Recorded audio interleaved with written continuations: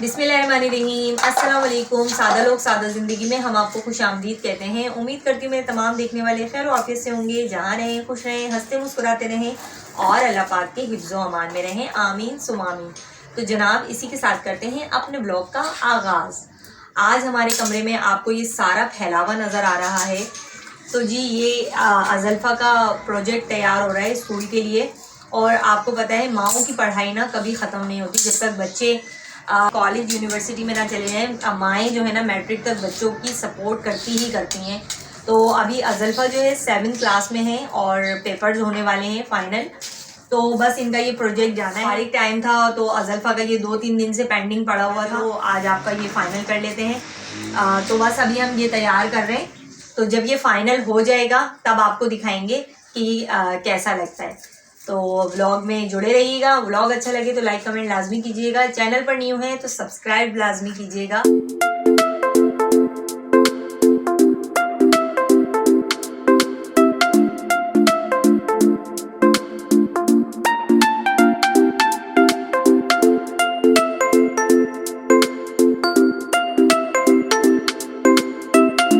और यहाँ मैं लीव्स बना रही थी, अज़ल्फ़ा मुझे कटिंग करके दे रही थी और मैं उसकी सेटिंग कर रही थी।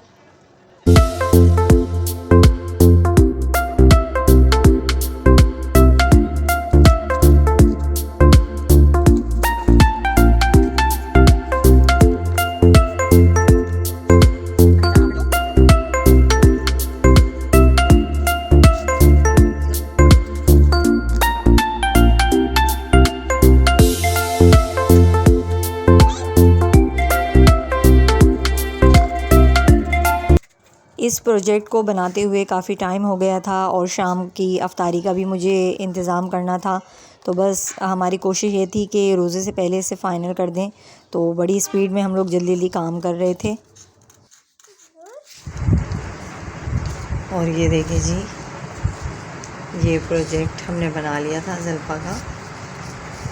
ये एक वॉल वाज बनाया है उसने, वॉल पे लगाने वाला। ये देखें कितना प्यारा लग रहा है। तो ये बन के रेडी हो चुका है। प्रोजेक्ट को फ़ाइनल करते ही और मैं आ गई हूँ किचन में और मैं यहाँ बना रही हूँ जी मिनी समोसे। उसके लिए मैंने आलू बॉईल कर लिए हैं और यहाँ मैं ले रही हूँ मैदा। 2 कप मैदा लिया है मैंने और 2 कप मैदे से आप देखिएगा कितने ढेर सारे समोसे बनते हैं। और मैं इसको गूंद लेती हूँ जल्दी से बिना वक्त ज़ाया किए हुए। इसमें मैंने नमक डाला है, ये थोड़ी सी अजवाइन है ये डाल रही हूँ और उसके साथ ही मैंने डाल दिया है ये चम्मच भर के ऑयल। और ऑयल मुझे कम लग रहा था, मैंने थोड़ा और डाला है। और उसके बाद मैं अब इन सब चीज़ों को मिक्स कर लूँगी। इतना मिक्स करना है कि जब तक ये तेल जो है हमारे मैदे में बिल्कुल अच्छे तरीके से रच बस ना जाए, जब तक इसकी मुट्ठी ना बनने लगे।